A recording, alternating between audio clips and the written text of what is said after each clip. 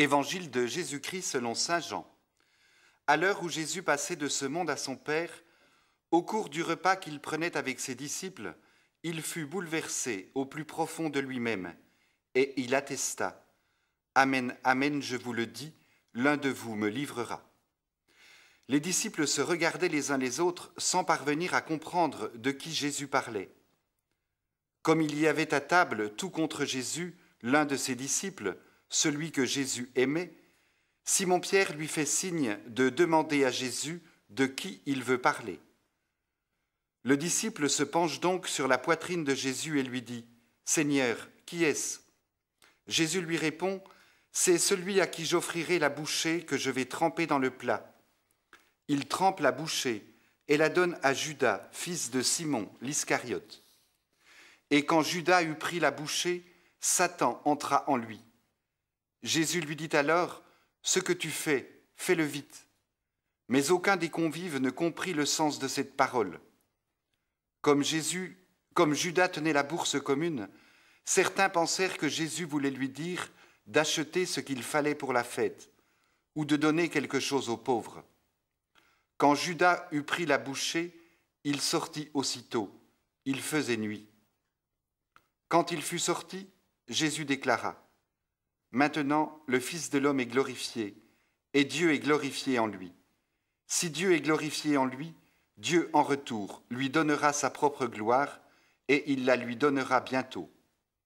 Mes petits enfants, je suis encore avec vous, mais pour peu de temps, et vous me chercherez. J'ai dit aux Juifs : là où je m'en vais, vous ne pouvez pas y aller. Je vous le dis maintenant à vous aussi. » Simon-Pierre lui dit : « Seigneur, où vas-tu » Jésus lui répondit : « Là où je m'en vais, tu ne peux pas me suivre pour l'instant. Tu me suivras plus tard. » Pierre lui dit : « Seigneur, pourquoi ne puis-je pas te suivre maintenant ? Je donnerai ma vie pour toi. » Jésus réplique : « Tu donneras ta vie pour moi ?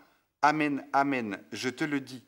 Le coq ne chantera pas avant que tu m'aies renié 3 fois. » L'évangile d'hier rapportait l'onction de Béthanie.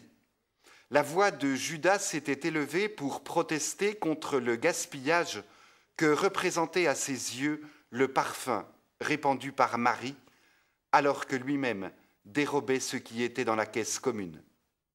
Et pourtant, Judas était l'un des tout proches de Jésus, puisqu'il faisait partie des 12. Jésus se trouve bouleversé au plus profond de lui-même devant ce mystère d'aveuglement et d'ingratitude.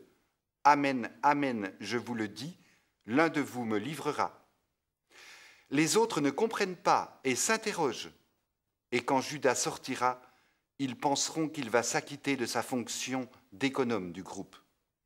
En réalité, tout cela est l'œuvre du diable. Satan entra en lui, note l'évangéliste. Il faisait nuit. Oui, c'est l'heure des ténèbres. Il vaut donc mieux que les choses ne traînent pas.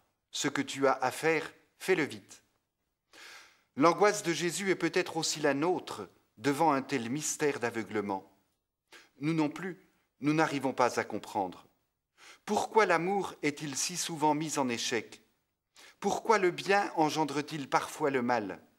Et nous-mêmes, pourquoi refusons-nous parfois la lumière ? Il nous arrive, comme à Judas, d'être tentés de sortir dans la nuit. Il nous arrive, comme à Pierre, de renier le Christ. Et pourtant, trahison et reniement n'annulent pas l'amour du Christ. Qui nous séparera de l'amour du Christ ? Aide-nous, Seigneur, à ne jamais désespérer de toi.